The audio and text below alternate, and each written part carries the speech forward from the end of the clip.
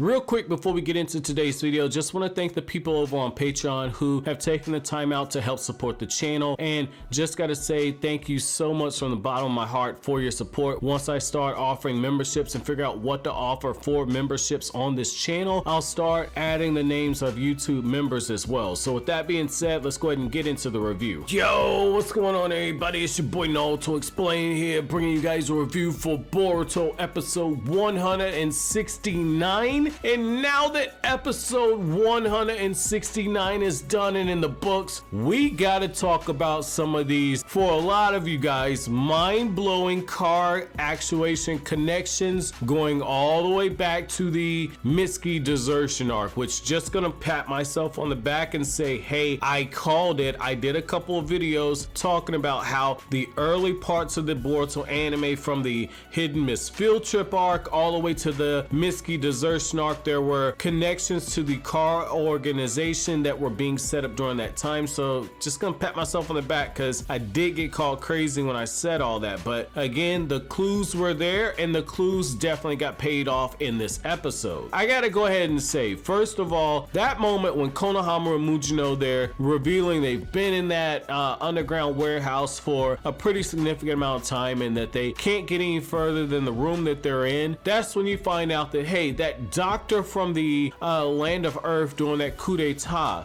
with the fabrications, that doctor was somebody that was there in that time period, the same doctor who mysteriously went missing. Some people thought maybe he had died. I said, no, I'm very certain that this guy is an outer member, and lo and behold, that's exactly what happens. And you actually get the line dropped in there to where that assistant says, hey, we outers, we just play our role and then we keep it moving. And that's something very important, because once we had that information from Ukyo Kodachi going all the way back to November or December, somewhere in that time period last year, once that happened, all the dots started getting connected at that point, because he gave us a lot of information about how car actually works, and lo and behold, we see that that's true. So again, when you start looking at these source materials for Boruto, you can't just go off of the anime. You have to look at the stuff that the author for the anime and manga says. You have to look at the various source materials that are out there, because at some point everything intersects. So I thought that that was a nice little Easter egg slash nugget right there. You know, for a setup episode, this episode actually did quite a bit. I've seen people saying, oh, this week's gotta be filler, and you know, that's one of the dumbest things I've ever seen. Like, I get it, you know, people think that when you see members from the new generation that aren't Boruto and Team 7, that is probably filler. And when it comes to the manga, yeah, the manga is mostly focused on Boruto and Boruto's team, but the anime takes time out to flesh out all the other characters. This actually moved the car actuation storyline forward. So I thought that that was cool, that you see in this setup episode the fact that they're taking time to just reach back to older story arcs and tie it together. Like when Shikadai walks in on Boruto, you know, you have this flashback to where, you know, Boruto, after finding out that Shikadai has to go over on a mission, you know, you get the flashback to where Boruto says, like, Kakashi told me that this is my limit, but this isn't enough to take down this guy that we fought on our last mission. And that just gets proven later on in the episode when Shinki attempts to fight Deepa, and Shinki just gets absolutely brutalized. Like, Shinki and Shikadai and Shikadai's team, they get brutalized. The people on Shinki's team, Araya and Yodo, they get taken out in one hit. So that was very interesting that, you know, Shinki just got pushed to his limits. Now I'll touch on that fight in a few minutes. I want to kind of go back and kind of talk to you guys about the connections that we got. So when it comes to the puppets, now if you read the Boruto manga, you know exactly why those puppets were so important. And the fact that Deepa,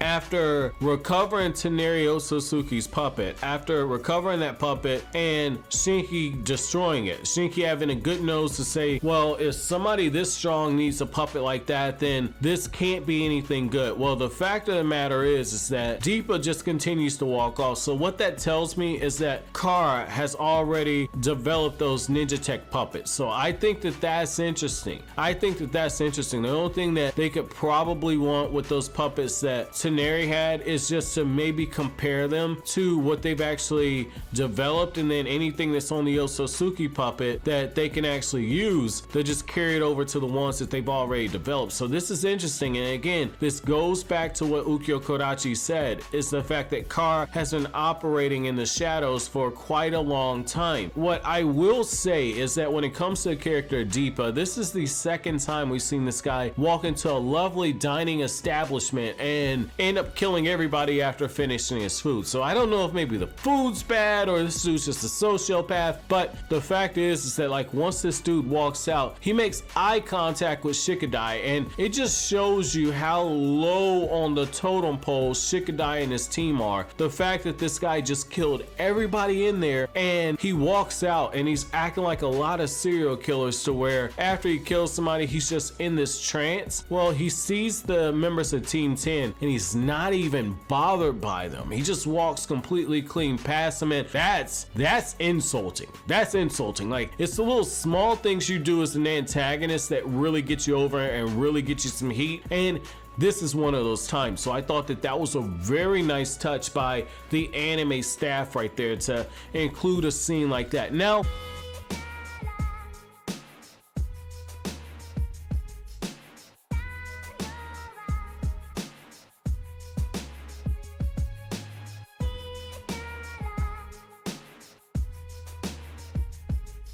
moving back to the actual fight when it comes to Shinki and Shikadai versus Deepa, the thing I'll definitely say is that I like the fact that after having Boruto say, man, this can't be my limit, Kakashi's confirming what myself and a few other people have been saying. Just because Boruto's born in Uzumaki does not mean that he has a massive chakra reserve like Naruto. He does not. What I like here is the fact that Boruto realizes that even his wind style Rasengan is not good enough to take down Deepa, even though it has a change in chakra nature applied to the Rasengan. And so you get this really cool scene to where Shikadai realizes they're in over their head, and as Shinki's doing his best to try and defend his team, as he's trying to do this, you get this moment where Shikadai has this moment that Shikamaru had when Asuma entrusted in him when they were trying to capture Hidan in the Akatsuki suppression arc, which is the fact that he's facing real danger and his mind is not keeping up with the situation at first, but once everything starts snapping into place,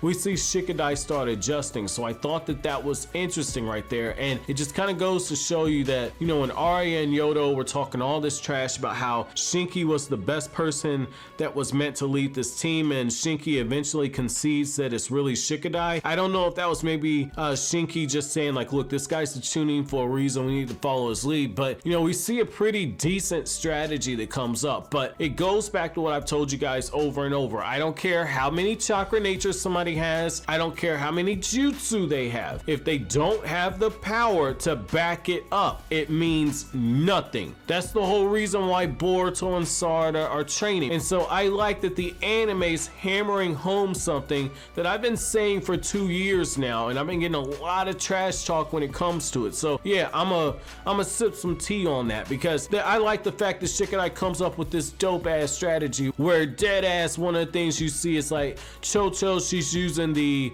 expansion jutsu and she's going into the attack before the human boulder, and you're thinking, okay, maybe Cho-Cho can do something, doesn't do anything. Inojin tries to do the strategy stuff. Inojin tries to get in a situation where maybe he can land something on Deepa, doesn't work. Shikadai puts him into the shadow paralysis jutsu, doesn't work. He just breaks out of it. Shinki is demolished to the point where he can't even stand up on his own 2 feet. It just takes everything that he's got just to muster one more of, I believe that's the jutsu called the black wings attack, where those magnetic wings, they will shoot out those feathers that will follow you after you've been marked by it, and you get this moment where Shinki says, okay, I'll just destroy the puppet. Now at that point Deepa could have just turned around and brutalized everybody, but what that tells me is, again, they don't really need those puppets that Taneri had. So I thought that was interesting. that he just walked away, because again, when he first got introduced, he was talking mad shit. Like, just keep it real. My man was talking mad shit. He said, man, I never let anybody who's seen my face live. You should count yourself lucky that you've seen my face for this long. Well, this is another set of people that you've let live after they've seen your face. I like that Deepa's being used as a catalyst to get this new generation to train, and I like how one of the last shots we see in this episode is just Naruto's worried face, because this is two team of Ganin who's been taken down by the same person. You can bet your ass that Boruto's training has probably been informed to him by Kakashi, which lets me know that Naruto knows that the situation is escalating and that there's a good chance they're dealing with somebody in cars. So my episode question to you guys is, how do you guys feel about the fact that the Boruto anime has been playing the long game when it comes to confirming that all these smaller events that have been taking place in the series when it comes to trouble in other nations is actually the doing of Kar? Because we've seen in this episode where the stuff in the land of Earth is confirmed. So let me know what you guys think down in the comment section below. But as always, guys, if you like anything I had to say, don't forget to comment, rate, subscribe, and share. Thank you so much for watching all the way to the end. Have an awesome day, guys.